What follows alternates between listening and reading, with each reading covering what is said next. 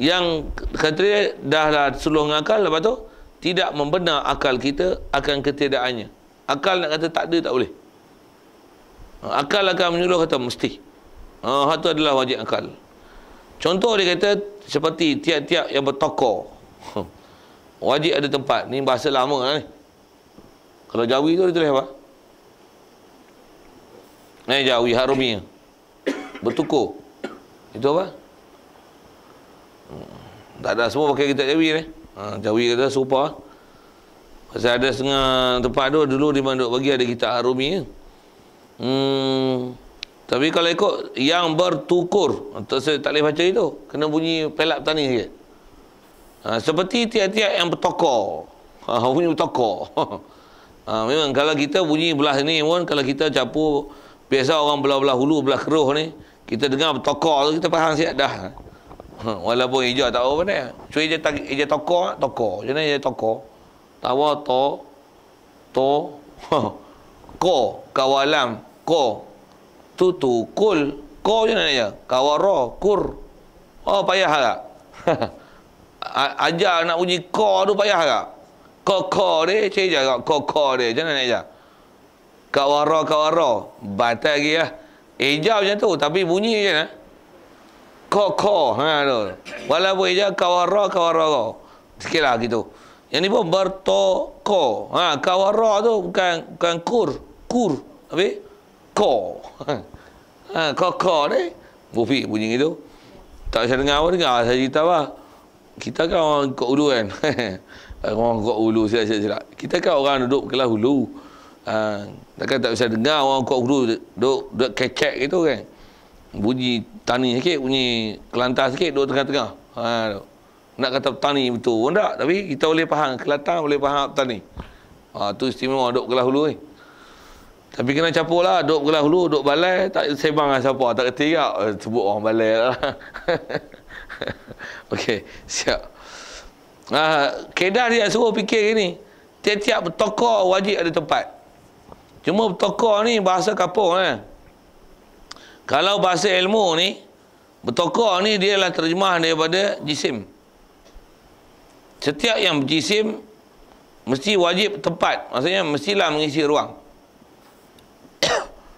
Bila sebut jisim, ruang, dia ada istilah yang kita kena faham lah. Macam mana pun nak sebut tu agak panjang lagi, dicemuh lah. Cuma nak, pasal kita nak fahamkan tentang prinsip ada hukum akal akan menerima munasabah tu. Dan akal boleh suluh. Sikit kalau gunakan bahasa lain yang kata wajib. Kalau asal disebut ni jirim, jisim mestilah mengisi ruang. Kita kadang-kadang tak pernah mikir bab tu. Bab tu pula kena ada istilah-istilah sikit, dia lambat sikit lah, itu lah.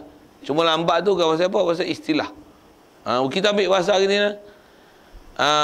Semua benda keliling kita ni sama ada dia hidup atau mati. Betul tak?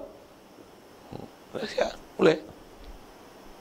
Cuma kebolehan hidup atau mati tu harus.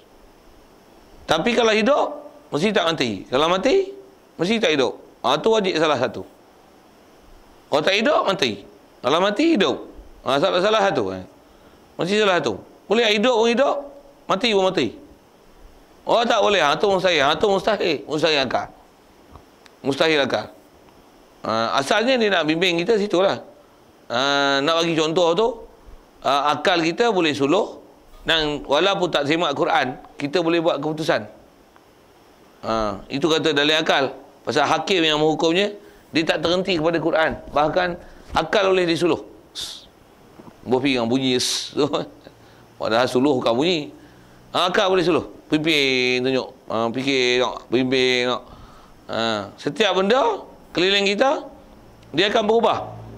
Cuma berubah tu ada yang cepat, ada yang lambat. Ada yang nampak, ada yang tak nampak. Tapi semua berubah.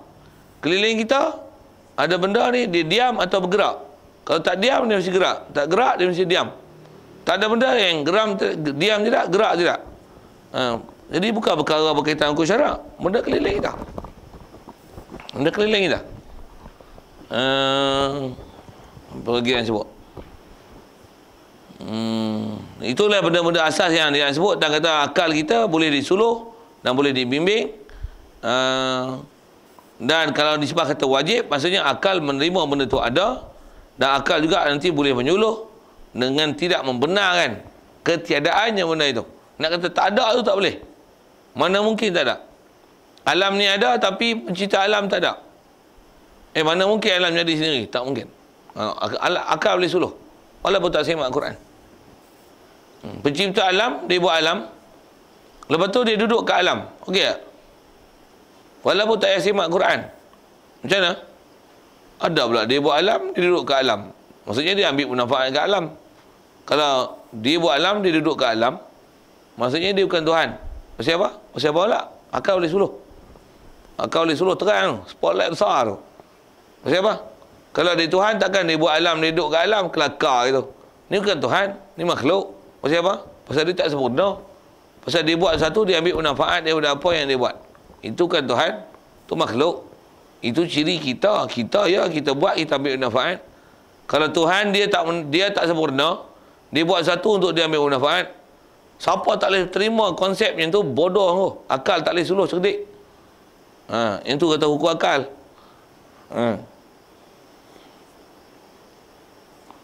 Baik. Jadi wajib macam tu dia panggil wajib akal. Yang ni yang kita nisbah sampai ke akhir kitab. Bicara bab ketuhanan, bicara bab Rasul, bicara bab sam'iyat. Ada benda yang istilahnya hukum syarak yang memang Allah Ta'ala dah tetapkan dalam Quran ada, dalam hadis ada, tentang sifat Allah, sifat Rasul. Begitu juga perkara-perkara yang istilahnya sam'iyat yang dengar daripada Nabi SAW.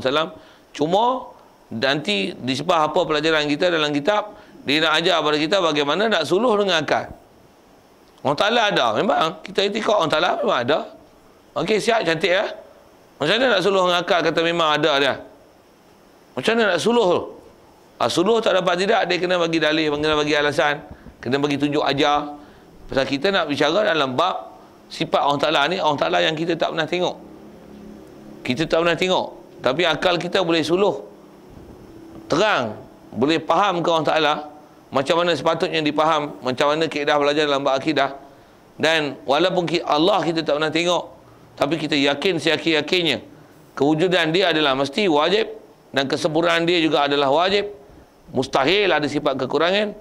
Dan walaupun kat kita yakin ke Allah Ta'ala adalah lebih besar daripada kita yakin pada diri kita sendiri.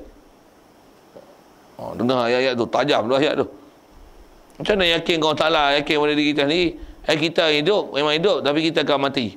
Tapi yang menghidupkan kita memang masih hidup, dia takkan mati. Tu tajam tu fikir tu. Kita hidup, kita akan mati lah. Dan kita asalnya dulu kan ada. Pasal kita memang sedar sikit. Kita bukan tak ada dulu. Kita dulu tak ada. Waktu ni dulu ada. Dan akan tak ada. Jangan tak tahu. Tapi yang mengadakan kita tu, dia memang ada. Tak mungkin dia tak ada. Takkan kita takkan tak ada. Yang mengadakan kita pun dia akan tak ada. Yang buat bodoh itu. Takkan akal tak boleh nak suluh gitu. Buat bodoh tu kan mana langsung. Bunyi belah-uluh kan.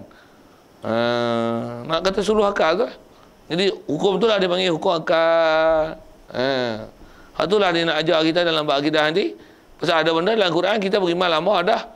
Allah Ta'ala memang kekal. Quran ada. Cuba suluh dengan akal sikit. Macam mana tu? Macam mana tu? Yang tu yang nak disuluh tu. Yang tu yang dia nak ajar kita supaya kita cerdik. Ni sebab berfikir. Dan berfikir kita pun berlandaskankan Al-Quran. Yang hukum syarak tu kita dah siap.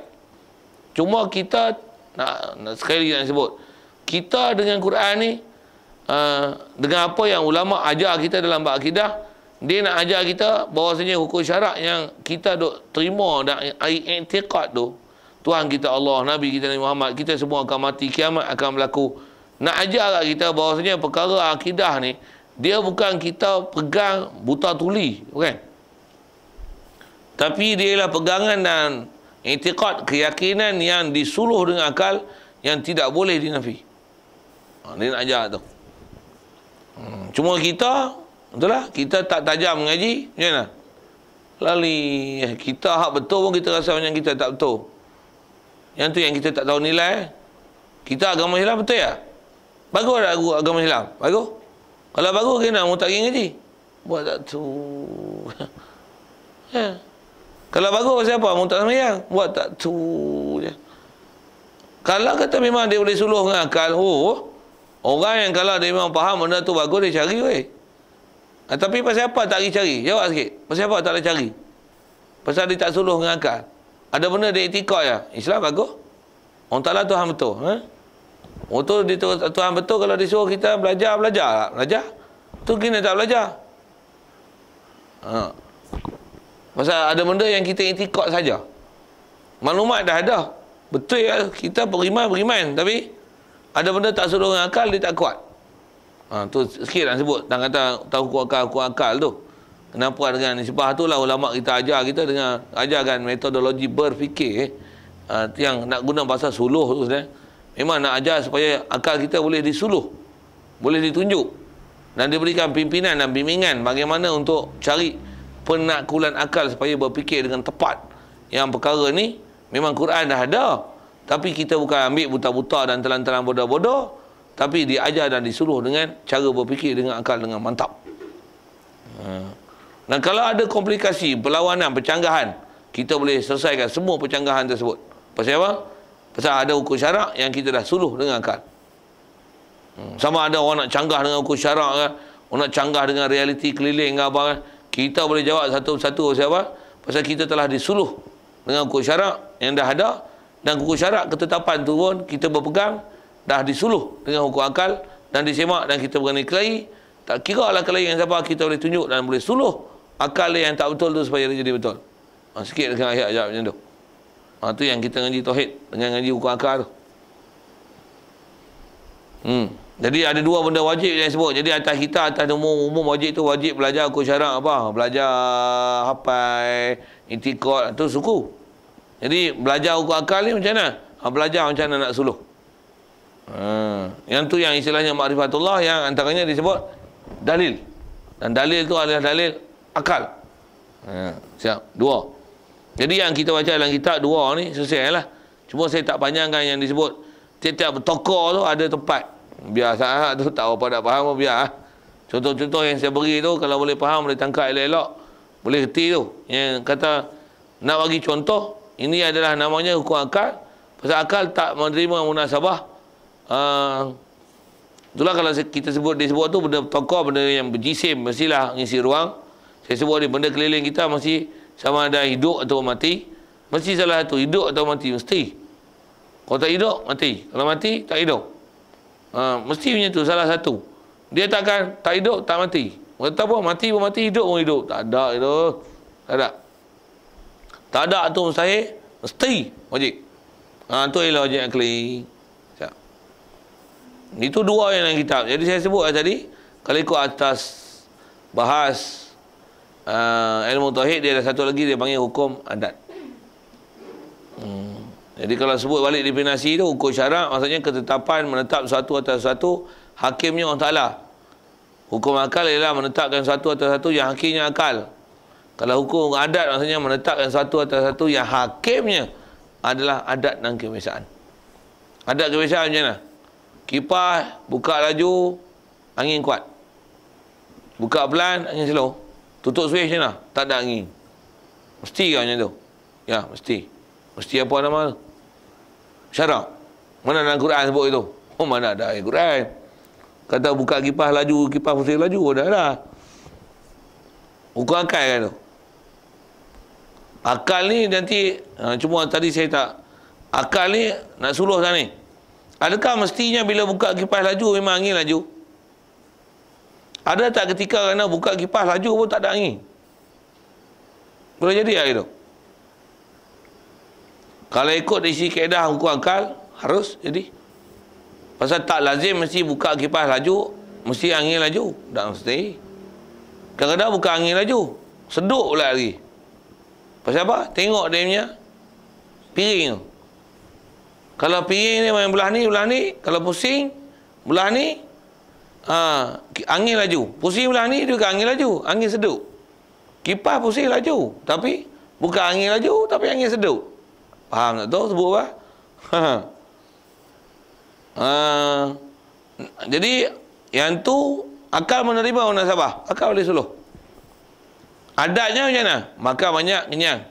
Kipas pusing laju, angin laju. Itu yang kita biasa tengok.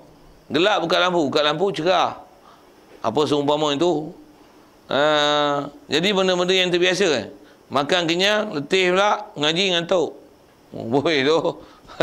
Mana tahu? Adat dan kebiasaan. Betul dia macam cerah sikit, kena air, segar sikit. Segar sikit, kena air. Tak cerah? Try tak? Mana tahu? Adat dan kebiasaan. Tubur sikit lah. Sehari kalau memang letih betul macam mana? Tidur balik tak? Mana tahu? Ayat Quran mana kata itu? Akal mana kata itu? Bukan akal lah. Adat lah. Biasanya macam tu lah. Ni kalau sejuk-sejuk macam ni kan?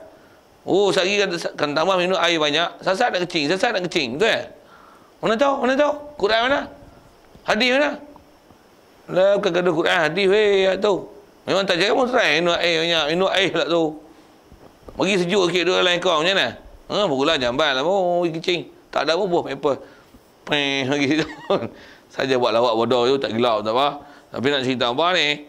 Nak cerita hukum adat dan kebiasaan. Benda tu berulang. Bukan nanti Quran. Akal pun tak sabit. Tapi tengok duk ulang tu. Dia dah tu. Itulah dia panggil hukum adat. Dan bila sebut hukum adat, dia boleh menyalahi. Kadang-kadang minumlah air sejuk macam mana pun. Minumlah air banyak macam mana pun. Lagi apa? Mesti hujan pula tu. Macam mana? Tak gaduh kucing Tak gaduh kucing. Ada orang macam tu? Ada? Atau apa tu? Menyalahi adat. Boleh? Yang tu hukum akal. Boleh tu hukum akal. Kata memang kecing. Selalu minum air banyak kecing lah. Selalunya tu hukum adat. Dan bila kata makan sampai sepuyuk wajib kenyang. Wajib apa? Wajib adat.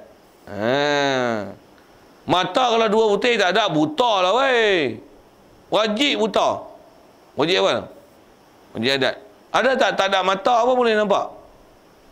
Kamera bukan ada mata boleh nampak. Akal boleh menerima, akal boleh suluh. Jadi mata tu pada adat. Hukum adat. Ada juga orang tak ada mata tapi boleh nampak. Berapa banyak benda tak ada mata boleh nampak.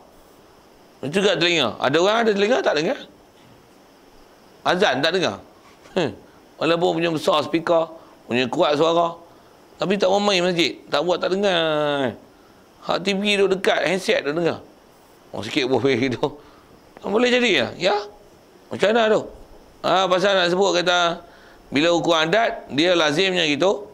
Ada peraturan yang menetapkan satu atas satu yang berdasarkan pengulangan dan proses pemerhatian yang acap kali berlaku begitu, tetapi dia boleh berlaku di sebalik. Kalau boleh berlaku sebalik, itu adalah hukum adat. Ada pun hukum akal, dia ialah perkara yang memang disuruh dengan akal, mantap. Dia akan boleh menerima ataupun tidak satu perkara. Dan apabila dia menerima kata mesti, dia tidak akan berlaku di sebalik. Itu hukum akal. Macam mana pun nak bagi kenal satu-satu mana hukum adat, hukum akal, hukum syarak. Makan masak. Saya kata makan masak, saya sendiri kalau pengalaman mengaji dulu nak terror tu. Sampai boleh kenal ni syarak, ni akal, ni adat. Ni mustahil, tak mustahil, boleh, tak boleh.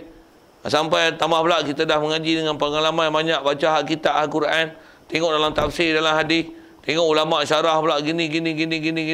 Kita memang boleh baca elok-elok mana dia nama hukum syarak, mana dia hukum adat, mana hukum akal. Dan boleh nampak pula orang di mana orang tersilap, yang ni dia tersilap hukum syarak, yang ni dia tersilap hukum akal, yang ni dia tersilap hukum adat. Ada yang tu yang menyebabkan kita boleh kenal yang disebut ma'rifatullah, dengan berdalil dan berhujah dan faham. Tapi makan masak lah. Yang tu yang disuruh kita mengaji. Dapat bimbingan, dapat suluhan akal, faham kitab satu, sikit. Walaupun dah khatam, baca lagi. Pasal ilmu ni, dia lagi kita asah, lagi dia tajam. Dia memang macam tu. Pisau pun ada sampai tahap asah tak tajam lah. Duk ketera tu, sila-sila asah, tanya asah, kau tumpul lagi. Ilmu tak ada. Ilmu lagi muasah, lagi dia tajam. Lagi asah, lagi dia tajam. Saya pengalaman ngaji kan. Ngaji suku. Kalau di sebah mengajar ni negara saya sebut. Pengalaman saya ngajar, sekali baca macam lain, 2 kali baca macam lain, 3 kali baca macam lain. 4 kali baca macam lain. Lagi baca lagi tajam. Satu kami di pondok tu tok guru dia ajar mengajar di pondok. Pasal apa? Mutubik pondok mau ajar tajam siap. Kalau baru nak mengajar tupuh ke. Pasal tak pernah mengajar. Sereh baru nak baca barulah apa dia tulis tu cek itu. Cuba dah ajar 10 tahun ni pondok. Tubik luar mengajar macam mana? Tak sangkut sikit pun.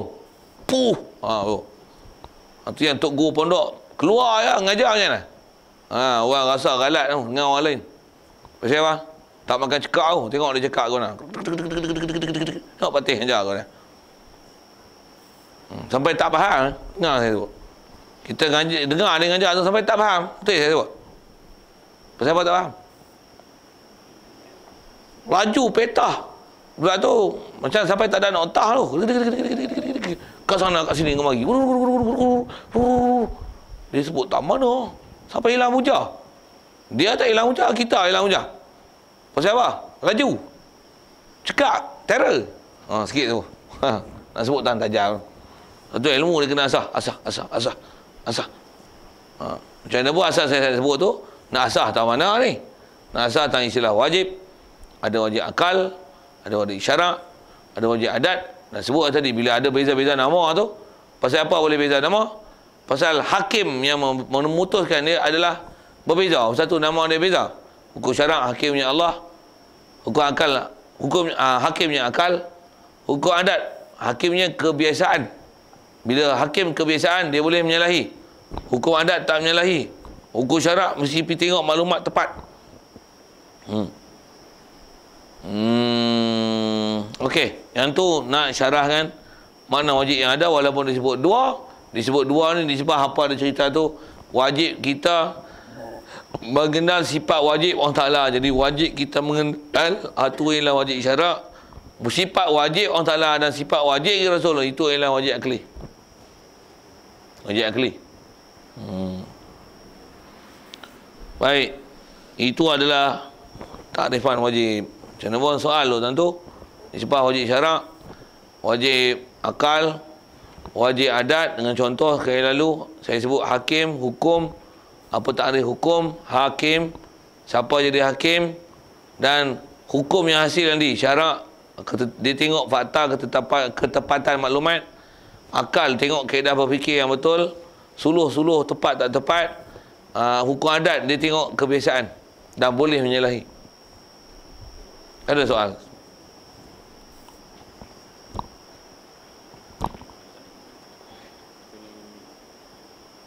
Kita nak fokus tentang mana dalam kisah Maryam untuk sabitkan hukum.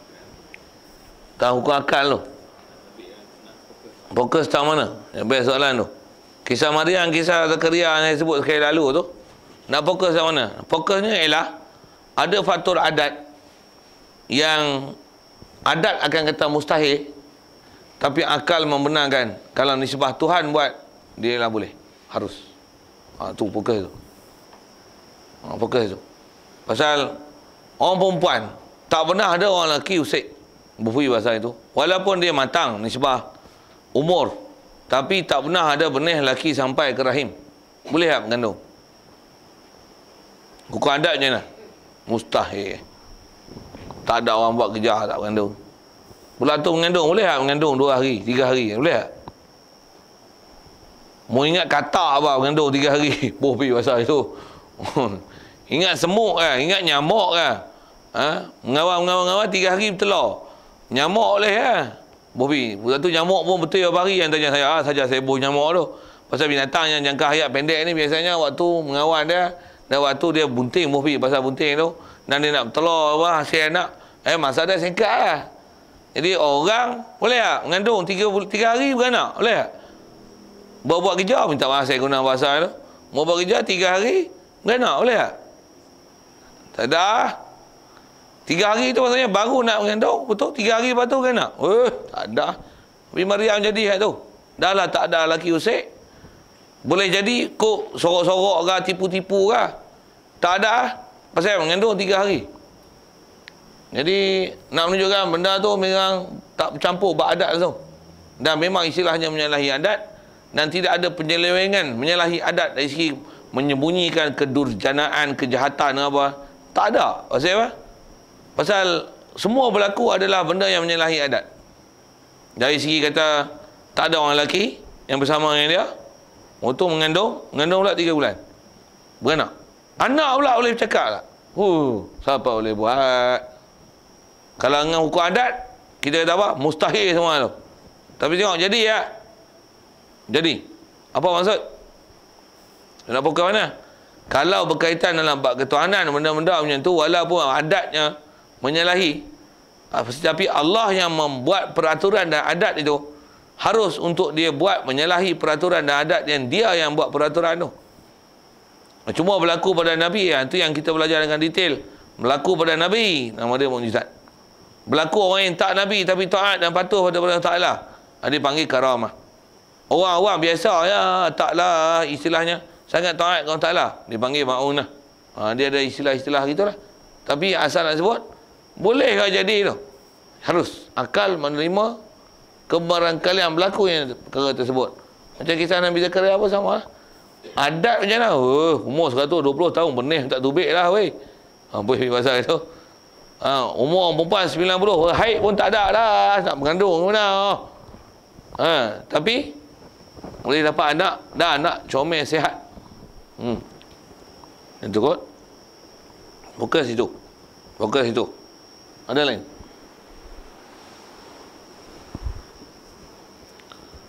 Baik, kalau tak ada, kita tengok ke mustahil pula. Jadi mustahil ni tak susah mana, dia di sebalik pada hak atas. Dan bila faham mustahil ni, dia ialah lawan daripada mustahil akal. Pasal bab wajib syarak, dia tak ada mustahil syarak. Tak ada. Pasal hukum syarak selalunya kita dengar atas nama wajib, sunat, haram, makruh, harus. Pasal hukum syarak ada 5. Hukum akal ada berapa? Hukum akal ada 3. Wajib, mustahil, harus. Tidak jumpa mustahil. Ini mustahil ni lawan apa? Mustahil ni ialah wajib, adalah lawan bagi wajib akli. Mustahil adalah wajib, adalah lawan bagi wajib akli. Lawan bagi wajib syarak apa? Mana jawab? Tak boleh proses tak? Cerdik tak cerdik? Kan ngantuk tak ngantuk? Lawan bagi wajib syarak apa? Tak apa tangkap je kau. Sekali lagi sebut. Mustahil ni lawan bagi wajib akal. Wajib akal maksudnya mesti. Mustahil maksudnya impossible, cannot be like that. Tak mungkin. Tu mustahil. Jadi mustahil lawan bagi wajib akli. Apa lawan bagi wajib syarak? Wajib syarak maksudnya buat dapat pahala, tinggal dapat dosa. Apa lawan bagi buat dapat pahala, tinggal dapat dosa? Oh, lambat, slow. Kena soal itu baru nampak cerdik tak cerdik tak? Tu kalau jawab Pak Isa, mampu kosong jawapan. Apa? Haram. Lawan bagi wajib dalam bab hukum syarak. Lawan wajib apa? Haram.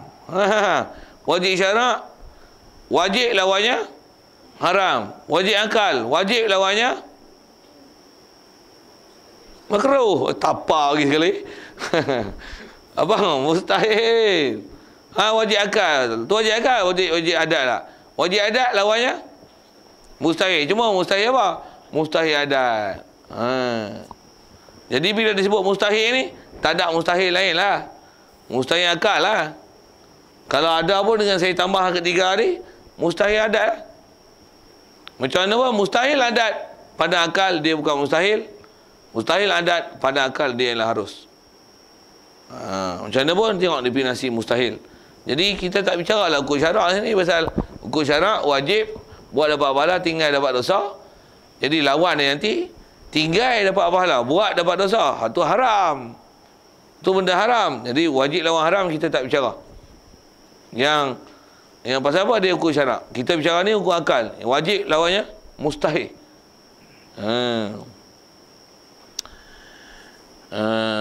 Baik. Jadi apa makna mustahil? Mustahil ni itu barang yang tidak membenar oleh akal kita akan adanya. Akal tak menerima tentang kewujudan dia. Seperti dua Tuhan. Satu di atas dia kata yang ni ukur akal, suluh tak? Kalau dua Tuhan kenapa? Tak boleh ke dua Tuhan? Jaga elok-elok nak kata apa ni? Kalau tak suluh tak betul, ada orang menerima prinsip dua Tuhan, tiga Tuhan, 10 Tuhan, 20 Tuhan.